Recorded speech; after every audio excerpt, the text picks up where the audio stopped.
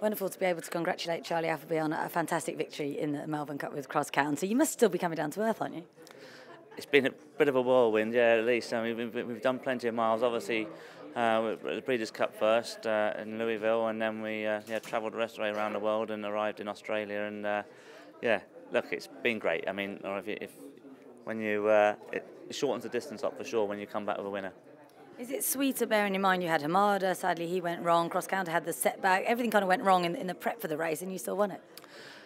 You're right, yeah. I have to say at one stage I was starting to get a little bit toey, but look, unfortunately we had a few setbacks with the others and a small setback there with cross counter, but close enough to the race than to be ideal, should we say. But look, it was full credit to the team down there.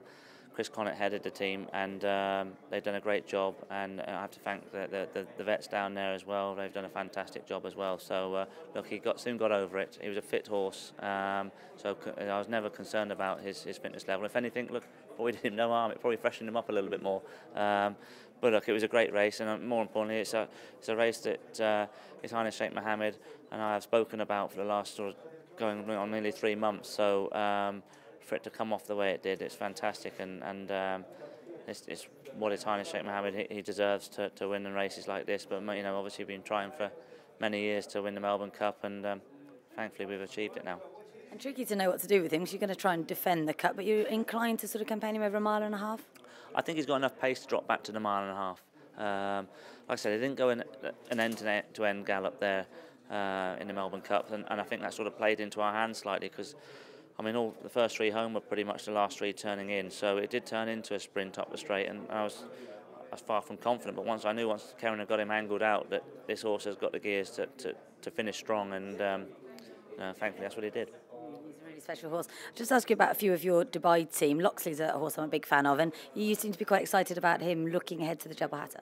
Yeah, for sure. I think he showed himself to where we felt he was. I mean, obviously, like I say, he won the Grand Prix de Deauville nicely, and it wasn't an immediate reaction to go into the step him up to the mile and 6 there for the St. Ledger, but we felt, look, it was the last classic of the year for the 3-year-olds there, so he deserved to have a crack at it, and he did so, and you can blatantly see from 2 down that the petrol gauge had ran out. So but both full credit to William and James, who have ridden him in the past. They said Charlie's also got enough pace to drop back to 10, and the way he came out of the St. Ledger going into Arc weekend, the Prix d'Or looked like the race for him, and I thought it was a very game performance he put up for a 3-year-old there, and lost nothing in defeat, and so therefore the immediate reaction was, yes, he's the horse that we'll campaign during the winter, and I say head towards work back from a Jebel Hatta, and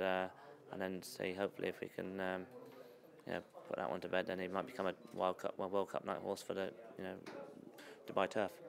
He's a really exciting horse. I like him a lot. And of course, the Jebel Hatta last year, Blair House won it. He's okay after Australia on Saturday?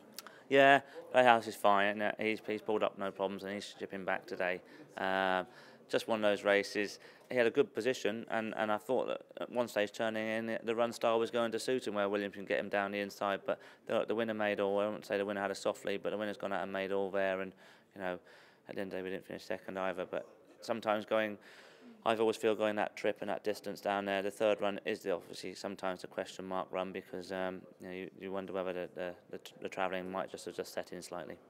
Interesting. And Jungle Cat, I'm sure you want to pay tribute to him. He's off to stud. Great run to close out his career yesterday. Yeah, delighted. As I said to the guys down there, dropping back to 6 was obviously going to be a little bit of a concern, as I've always said there in the last sort of 6 months. He's getting, as we all know, getting a bit older, and therefore I felt that 7 was his optimum trip. That was obviously put up a great performance down there to win the Sir Rupert Clarke. There, we tried him over the mile and he didn't see it out, and so the only race left was to drop back for the 6, and it was his last run of his career. So we just, we said, look, we'll roll the dice once more with the old boy. And although, like I say, the trip was, I thought it was going to be sharp enough for him, but as one thing we've learned with old Jungle Cat, he won't lie down easily, and he put up another game performance there, finishing 3rd. And lastly, the Dubai team, some of them are here, some of them are arriving soon. Any plans to run anything before the carnival? No. I mean, as a filly coming out there, who's got a bit of an American pedigree on her. She might just be a question mark where we just run her in one of the maidens over here. She's unnamed still at the moment, so yeah. And then the rest of the team, no, we'll wait until the opening night on the 3rd of January.